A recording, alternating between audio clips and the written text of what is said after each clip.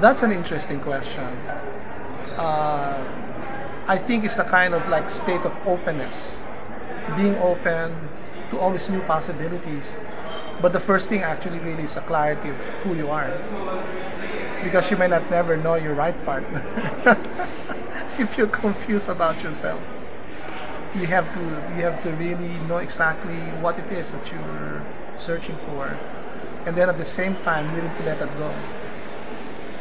Because in a real partnership, you co-create your reality. You have the identities fused into a higher level. So it's like I would say that the metaphor is just like a building. You have scaffolds. The clarity of yourself about who you are, what you want to do, is the scaffold.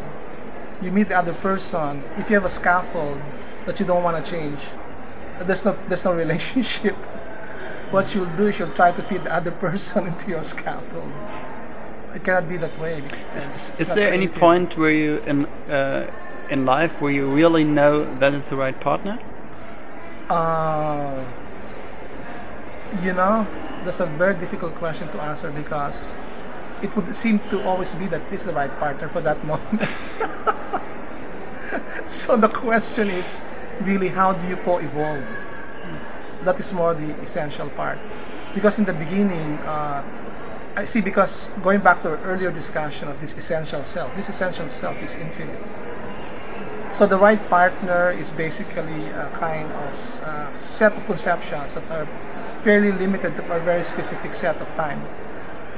But the moment your relationship hits that level, where you're both operating from your essential level and it's dynamic and infinite, you're going to be in a very interesting period of co-creation. And if your identity is not flexible, if you have issues that you have not resolved, then the relationship will break up. But if not, wow, that is going to be fantastic. You know what I'm saying? Yeah. Yeah.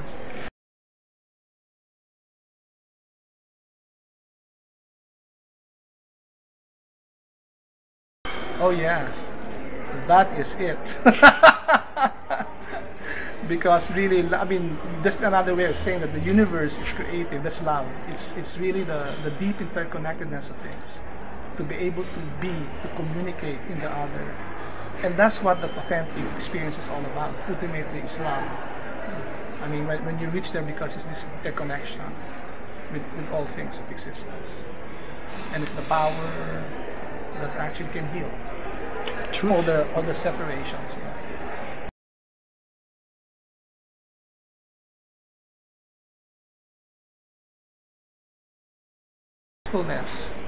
Truthfulness is the way that separate things in life become one, become interconnected, and therefore a truth emerges. The meaning of the separateness. It's also healing the separateness of existence of life. If you're not in touch with the truth, you'll experience pain, because you experience a sense of separation from the reality. Truth can heal that.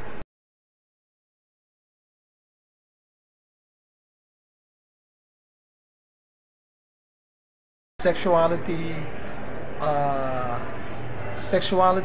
is part of a larger creative force. I'm attracted to the concept of Whitehead, this philosopher Whitehead, also Teilhard de Chardin. That the universe is eros. In other words, but not eros as reduced to sexuality in the human being, that it is a very creative, intelligent universe. And that creative power has been differentiated to the creative power of our mind and our imagination, and part of it moves into the biological realm, which can express itself as sexuality. But sexuality separated from this larger context is actually, in a sense, a form of dehumanization. But connected to that overall flow is just part and parcel of one whole process. is just one expression of the creative powers of the universe. And so there is a very big responsibility. so in a sense, it's so-called free love. People don't really understand what they're dealing with. I mean, in that context. By the way, I never joined that my generation because I had a sense of the sacredness of this process, and I wanted to understand it much more deeply. You know, something really powerful that tends to lead you to the unconscious. I kind of, that for me is always problematic. If something leads you to the unconscious and not to this kind of super conscious understanding, and living out of that, for me is problematic because then you become a slave to it.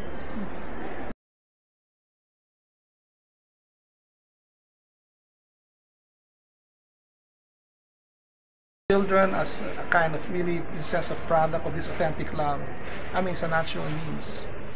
That doesn't mean to say I believe that we were just made to procreate.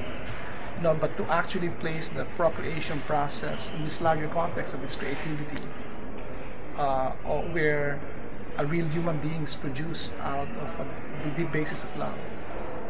And out of that, then you can really rear children to really empower them, instead of becoming a kind of accident that you now have to deal with. Yeah.